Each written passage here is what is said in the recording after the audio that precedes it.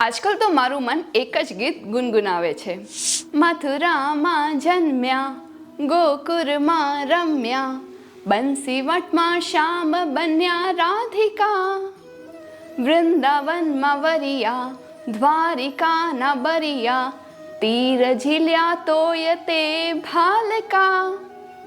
હું બહુ selective movie જોઉં છું અને સંસ્કૃત શાસ્ત્રોના લેન્સથી સમજવું મને ગમે છે. આ ફિલ્મ લાલો શ્રી કૃષ્ણ સદા સહાયતે એમાં વેદાંતના ઊંડા રહસ્યોને એટલા સ્વાભાવિક રીતે રજૂ કર્યા છે કે મને ખાસ તમારા સાથે શેર કરવા છે. હા, વિડીયો લાંબો થશે પણ આખી વાતનો મર્મ સમજવા માટે અત્યંત ઉપયોગી રહેશે. અને તમારા મૂવી ટેકઅવેઝ અને પાઠો પણ કમેન્ટમાં મારા સુધી પહોંચાડવાનું ના ભૂલતા. બાકી સહેમત હો તો જય શ્રી કૃષ્ણ લખીને તમારા મિત્ર સમુદાયમાં અવશ્ય શેર કરશો ને.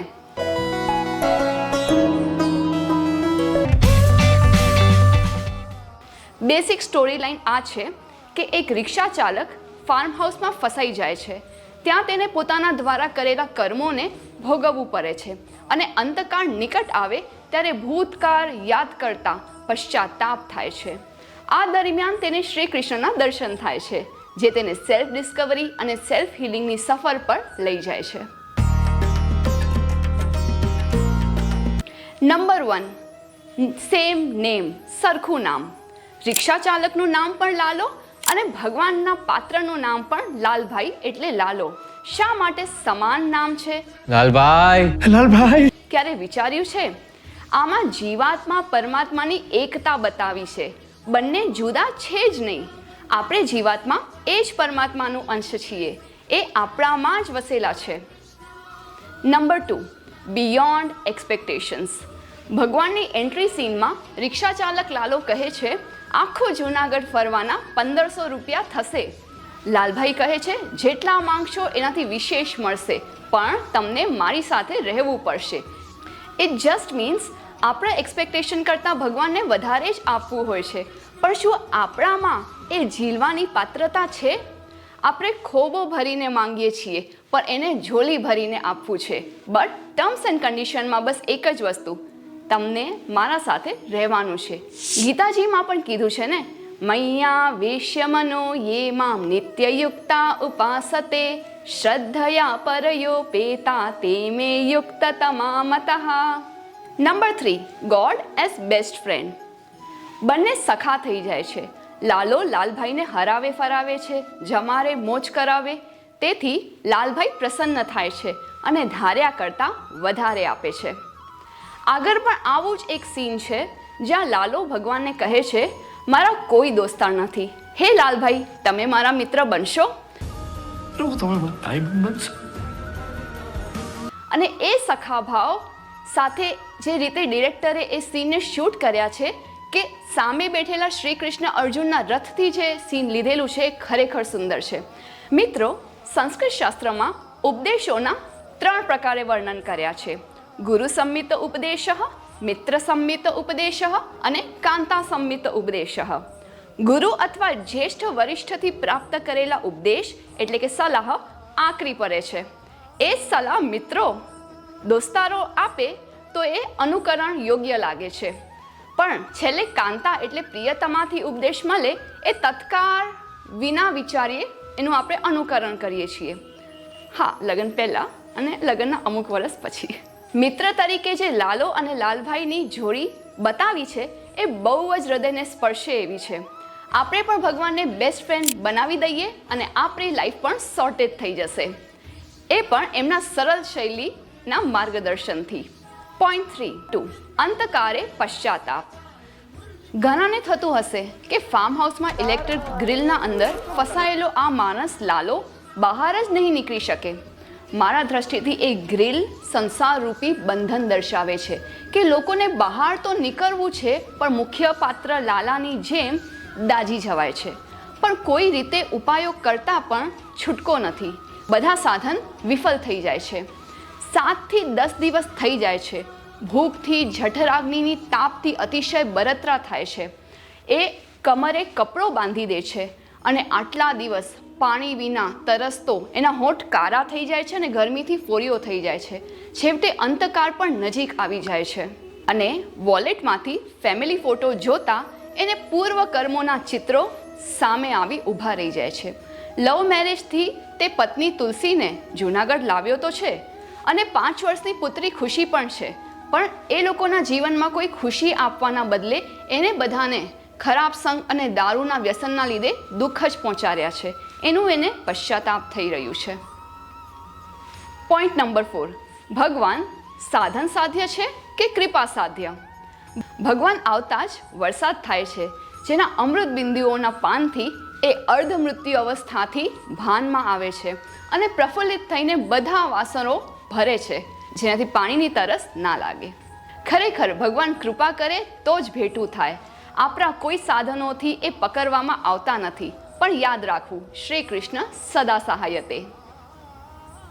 Number 5, ungrateful brat. નેક્સ્ટ સીનમાં પ્રભુ એને વિવિધ વાનગીઓથી ભરેલી સુંદર મજાની થાળી આપે છે અને સાઈડમાં બેઠા બેઠા એને જોયા કરે છે. અને લાલો આટલા દિવસનો ભૂખ્યો ફટાફટ જમીને સંતુષ્ટ થઈને પાછો સૂઈ જાય છે. ઉઠીને કહે છે કે મેં સપનામાં એવું ખાધું કે સંતુષ્ટિ થઈ ગઈ. ત્યારે પ્રભુ આવીને કહે છે કે જો દાઢીએ દાળ ચોટી છે, સપનો નહોતો, મેં જ તને આપેલું છે. This sentence just struck me hard. Whatever we have on our plate, food or things we use or enjoy, બધું જ એટલે કે બધું જ એનું આપેલું છે અને આપણે એના તરફ વિના ધન્યવાદ એ બધું આસ્વાદન માણ્યા કરીએ છીએ. How ungrateful of us. Number 6, ભોગતા અને દ્રષ્ટા. આનાથી મુંડકોપનિષદનું મંત્ર યાદ આવે છે કે ધ્વા સુપર્ણા સુયજા સખાયા સમાનમ, જેમાં વૃક્ષના એક ડારે 2 સુંદર મજાના પંખીઓ બેઠા છે. એક ફળ જમી રહ્યો છે અને બીજો પહેલાને જોઈ રહ્યો છે. એક ભોગતા, એક દ્રષ્ટા. ભોગતા આપણે જીવાત્મા છીએ અને પ્રભુ એટલે કે લાલા દ્રષ્ટા છે, જે આપણો સાચો રસ્તો બતાવીને માર્ગદર્શન કરે છે. દિવાલમાં મોટો કાણો કરી બહાર નીકળવાની સલાહ આપી. ઘણા દિવસોની મહેનત પછી રિઝલ્ટ નથી દેખાતું. ફરી એ હાર માનીને બેસી જાય છે. ત્યારે એ કહે છે, પ્રભુ આ જન્મમાં તો હું બહાર નહીં નીકળી શકું, બધા જ પ્રયત્નો વિફળ થઈ રહ્યા છે. ત્યારે પ્રભુ નેત્રના ઈશારે કહે છે, છેલ્લી વાર હજી પ્રયત્ન કરી કર્મ કર, સફળતા આવશે જ, એની ચિંતા તું ના કરીશ. સર્વ કર્મ ફલ ત્યાગમ તતઃ કુરુ યતાત્મવાન. Number 7, honesty matters. ભગવાન આવે એટલે ટાસ્ક કમ્પ્લીટેડ હે ના. ભગવાન પધાર્યા તો ખરા, પણ બહાર ના નીકાળ્યું. એનું કારણ શું? જ્યારે પૂછ્યું તો એને સાચું કારણ કીધું નહીં કે એ ત્યાં કઈ રીતે ફસાણો, કે પગ લપસ્યું, દરવાજો બંધ થઈ ગયો અને હું અંદર ફસાઈ ગયો.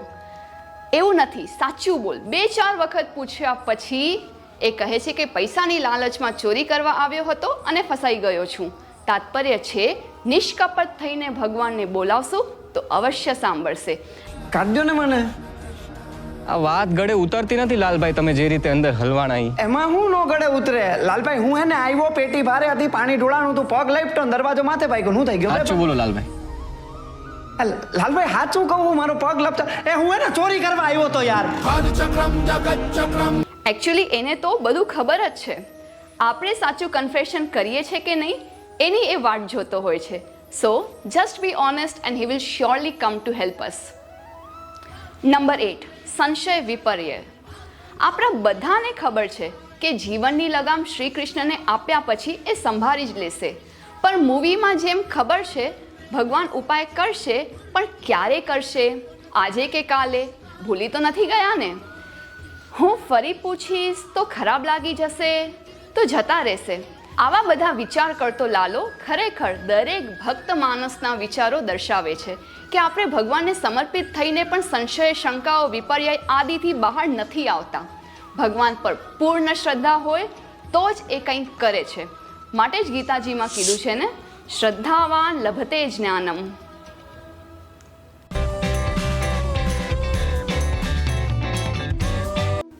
લાસ્ટ સીન 8 મહિના પછીનું છે, જ્યાં લાલો કહે છે કે પ્રભુ મેં તમને બહુ ગોત્યા, મંદિરોમાં, ધામોમાં, બધે તમે ક્યાંય ના મળ્યા. ત્યારે પ્રભુ કહે છે તે એક જગ્યાએ મને ના ગોત્યું, તારા અંદર. હું હંમેશા તારા અંદર જ છું. That reminds me of this from Padma Puran. Naham vasami vaikunఠే yoginam hૃદયેન ચ મદભક્તા યત્ર ગાયંતી તત્ર તિષ્ઠામિ નારદ. અન્ય વસ્તુઓ ટૂંકમાં કહીશ. પ્રભુ ધારે તો 1 સેકન્ડમાં પિંજરાની બહાર કાઢી શકે છે, કાઢ્યું નહીં. પછી એ લાલો પાછા પૈસાની ભરેલી બેગ લેવા માટે અંદર ભાગ્યો હતો ને, તો ચોરી આદિના કાર્યોમાં ભગવાન સહાય ના કરે. જ્યાં સુધી કર્મોનો હિસાબ ક્લિયર ના થાય, બધા કર્મોનું ફલના ભોગ ના કરી લઈએ, ત્યાર સુધી પિંજરાથી છૂટકો નથી. જન્મ મરણ, પછી જન્મ મરણ ઇત્યાદિ ચક્ર ચાલતું રહેશે. આગળ મુદ્દાની વાત. દુષ્ટોના સંગોથી દૂર રહેવું જોઈએ, જે આપણને અનફેવરેબલ ખરાબ આદતોનું વશી બનાવે છે, ખરાબ કામ માટે ઉત્સાહે છે, વ્યસની બનાવી દે છે. આને મિત્ર ના કહેવાય. બીજું કે જે એની પત્ની તુલસી છે, એના પાત્રથી બધા બહેનોને આ સંદેશ મળે છે કે દરેક સ્ત્રીને પોતે જોબ આદિ પ્રવૃત્તિમાં જોડાઈને આત્મનિર્ભર થવું જ જોઈએ. કેટલા સમય સુધી આર્થિક બાબત માટે પતિ ઉપર નિર્ભર રહેશો? અને એ સિવાય બીજું એક પોઈન્ટ કે તુલસી અને એના 5 વર્ષીય પુત્રી ખુશી બંને દૂધમાં ઝેર ભેરવી આત્મહત્યા કરવાનો પ્રયત્ન કરે છે. ત્યારે શિક્ષાપત્રીમાં આજ્ઞા છે ને, આત્મઘાતસ્તુ તીર્થેપી ન કર્તવ્યશ્ચ ન કૃધા અયોગ્યાચરણાત્વાપી ન વિશોધબંધનાદિના. Suicide is not the option. Fight. Don't give up.